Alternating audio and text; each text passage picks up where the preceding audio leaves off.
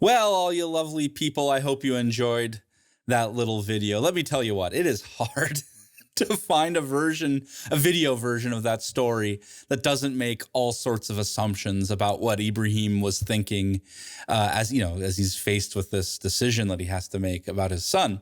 Because after all, I gave you the original story from Genesis, Genesis 22, and that story doesn't tell us what Abraham's thinking at all. We're just told, this is what he does. He does this, he does that, he says this, he says that, and here's what happens. But nowhere along that way do we get what his mental state was. Indeed, that is something I think we should be really curious about in this story, because what was Abraham thinking? It's 3 days from when God issues the command until he gets to Mount Moriah for the sacrifice. And so what was he thinking those 3 days? What was going through his mind? That seems, a voice telling him to do this. I can't even imagine what he might be thinking. And how should we be understanding his actions then? What's his intention? Why did he do what he did? Because after all, look, on the one hand, Abraham is pronounced to be the father of all those who have faith. Right? Because this act is supposed to be the supreme display of his loyalty and faith in God. And yet, on the other hand, he looks like he's an attempted murderer, right? It takes an angel to grab his hand and prevent this from happening. And yeah, that sounds a lot like an attempted murderer, not the father of all those who have faith. And I'll leave it at that. There's lots of things we could think about with that. That's why philosophers love this story, because it's so rich and powerful and wow, just what could it mean? What does this mean? So much there. Now, Norman Kretzmann looks at this story, and he does see a bit of a paradox going on here, because on the one hand, Ibrahim clearly loves his son Isaac. He loves his son dearly. Without it, we should not even be questioning that. He clearly loves his son. But on the other hand, it is also made very clear in this story that Abraham is willing to kill his son at God's command. There's no ambiguity there. So we have these two contradictory things, that there's a paradox here about that Kretzmann wants us to, think about and try to figure out, on the one hand, again, Abraham loves his son, but on the other, he is willing to kill his son at the command of God, or sacrifice his son to God. And so Kretzmann considers 3 different ways that we might understand this story. The first 2 he does not like, and the third he does like. So let's see what these 3 interpretations are. Now, the first interpretation is about prudence. That is, he says, under this interpretation, under the prudence interpretation, if you will, Ibrahim is willing to sacrifice and kill Isaac because Ibrahim fears punishment for disobeying God, or Ibrahim wants the rewards that he imagines he will get for obeying God. Now, prudence is a very rich concept, and we're gonna talk a lot about it in Unit 3 after the exam. So we'll get there. But right now, I'll just say that we can think of prudence as just a general concern for one's own well-being or one's own interests. And so on this prudence account of Ibrahim's actions, we just say Ibrahim is willing to sacrifice Isaac because it is prudent to sacrifice Isaac. Again, Abraham has an interest to sacrifice Isaac because Ibrahim will get rewards or avoid punishment by obeying God. So that's the prudence interpretation. Kretzmann does not like this interpretation at all. He thinks this is, again, we're supposed to be thinking of Ibrahim as the father of all those who have faith. And this seems being prudent seems a pretty crass and vulgar understanding of faith. Having faith means obeying God for the right reasons, and obeying God just merely for a reward or to avoid a punishment. That seems too trivial of just cost-benefit analysis that's just crass. Indeed, most religious thinkers don't like the idea of people being good, say, just to go to heaven. It seems like God would know that's why you're doing it, and God would be like, that's not cool. You should be doing it because it's the right thing or something. There's the right reasons aren't cost-benefit analysis. So anyway, long story short, Kretzmann then does not like this prudence interpretation, that Abraham is just acting out of self-interest or something like that. All right. Well, now the second interpretation that Kretzmann gives us should be very familiar, because this interpretation is just the divine command theory interpretation. Remember, divine command theory says right action is right because God commands it. Simple as that. And under this divine command theory interpretation of Ibrahim, it's just that Ibrahim is willing to sacrifice Isaac because it's the right thing to do, and it's the right thing to do because God commanded it.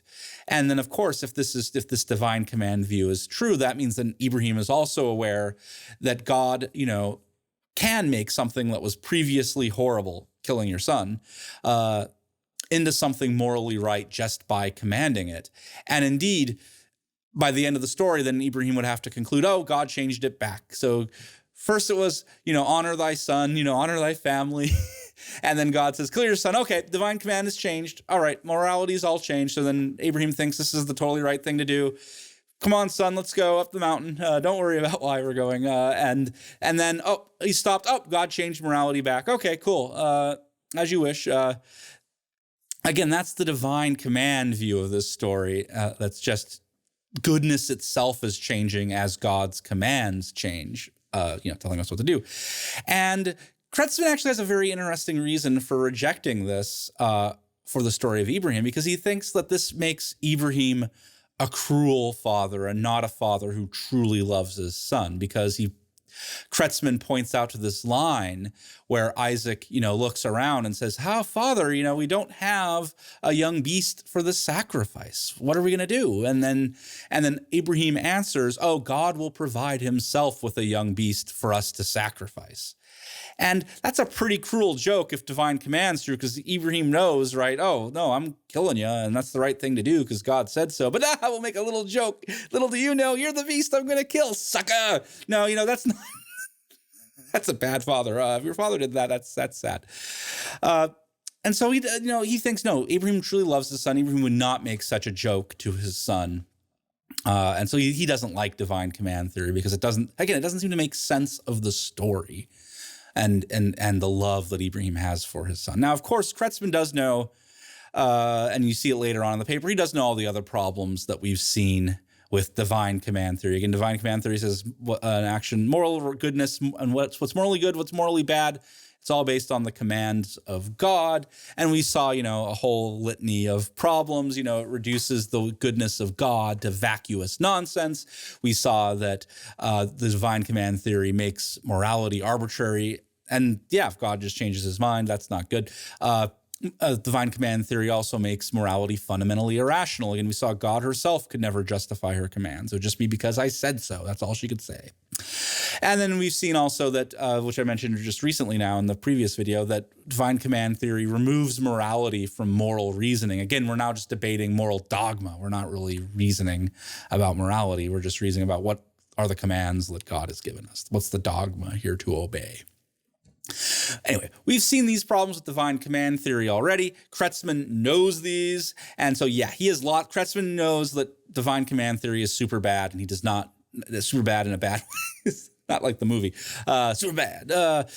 So yeah, Kretzmann agrees divine command theory has huge problems. He does not want to be a divine command theorist. So he has many reasons to reject the divine command theory interpretation of the story of Ibrahim and Isaac. Now we get the third interpretation. Now this is the one that Kretzmann does like. Now this is the interpretation based on unconditional trust. That is, Abraham does recognize that what he's about to do, the story says he's about to bring down the knife until he's stopped.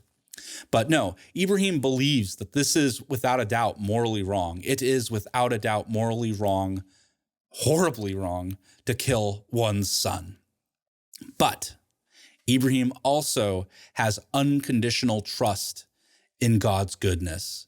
God is absolute perfection. God's absolute perfection involves omnibenevolence, and omnibenevolence is perfect goodness. And Ibrahim knows that, trusts that unconditionally, meaning he absolutely believes without a doubt that yes, what I'm asked to do is horrible, but yet God would never ask me to do something horrible. And so Abraham will sacrifice Isaac. And yet, this is the paradox, man. This is wild. I think Kretzmann really, he kind of says their intention. No, this is pretty paradoxical, dude. That Abraham is going to do something that Abraham knows is awful. And yet he does believe that God will provide a way for his son not to die and not let Abraham do that. It's a paradox because Abraham Because how do you have these two things? And that is unconditional faith in God, this unconditional trust, unconditional faith. And so Ibrahim embodies this profound paradox. He embraces the paradox that he both believes that, he believes two things that seem like I cannot figure out how they fit together. That again, one, what I'm about to do is just awful. There's no doubt. Sacrificing your son is wrong. He believes that. Never for a moment are we led to believe that he thinks this is okay. No, he thinks killing his son is dead wrong. But he also believes the second thing is that nothing bad will happen because God would never allow something horrible to happen. Because again, he has unconditional trust that God is perfect, and perfection means omnibenevolence, which is just being perfectly good. And this is a real paradox that Ibrahim just somehow embraces and accepts. And there's lots of stuff written on this I won't go into. It's pretty. If you take a class on existentialism, you'll probably talk a lot about this story. But yeah, Ibrahim is getting pulled in opposite directions. And this is perhaps why Ibrahim is rightfully labeled as the father of those who have faith, because having this unconditional, profound faith and trust in God, that's pretty amazing. And I personally, can't even wrap my mind around it. I, could not imagine holding these two things. Killing my son is terrible. I'm going to do it because I trust God will not let something bad happen. It's wild. And so in any case, Kretzmann believes this third interpretation of unconditional trust and faith is the right one. And he thinks here lies the key, the solution to giving us a religious morality. Again, remember, Kretzmann wants to say that God's commands, God's approvals give rise to morality. But he doesn't want that bloody dilemma of Euthyphro and all the problems. He doesn't want these things. But what the key is going to be God's perfect goodness, because that's what Ibrahim trusts in. He trusts God's perfection and perfect goodness. And so Kretzmann's kind of thesis that he's going to get at by the end of all this is that God's perfect goodness entails that the actions he commands are morally right. And so it's precisely this goodness that Abraham's faith emphasizes. And again, Abraham is emphasizing that complete trust in God's perfection and God's perfect goodness. So of course, though, I've just said, this is starting to sound a lot like divine command theory if it's God's commands are good because, he's commanding them. But again, I've just told you, Kretzmann, and you've read the article, Kretzmann rejects divine command theory without a doubt. He knows the problems and he doesn't like them. So how can Kretzmann claim that God's perfect goodness entails that all the actions he commands are morally right? It seems like, to say it again, God's perfect goodness entails that the actions he commands are morally right. That sounds like divine command theory. But the clever student maybe transcribed what I wrote and went, wait a minute, there is a difference here. It is so subtle, if you blink, you might miss it. But so I'll try to walk through that. I don't even know. It's hard. I wish I had a whiteboard. We could I don't even know. But so remember, let's do divine command theory. Just remember what literally divine command theory says. It's that God's commands make something morally good. I'm paraphrasing now, but that's the idea, right? Again, divine command theory says that God's commands make something morally good. So the emphasis is on God's commands. That's what's making something good.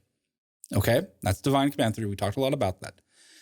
But if you notice, that's not exactly what Kretzmann is saying. Kretzmann is saying something else is going on here. Because what Kretzmann says is it is God's perfect goodness that makes the commands right. So again, divine command theory focuses on God's commands, and that's what makes things right. But Kretzmann is taking a step back and it's saying it is God's goodness that makes those commands right. And now this might seem small and trivial, but Kretzmann thinks this is going to make literally all the difference once we fully unpack this nightmare. And so how on earth is he going to do it? How is he going to use God's perfect goodness to get this slight change in emphasis away from God's commands and towards God's perfect goodness? How is this going to solve that dang Euthyphro's dilemma? Oh, clickbait. Clickbait. You guys are like, what the hell's going on? Let's take a quick break. That's what I meant. and we'll come back and we'll see, how does he do it? Click here to find out how. But maybe take a break first, then you can click on the next video and see what happens. All right, I'll see you back here in a moment.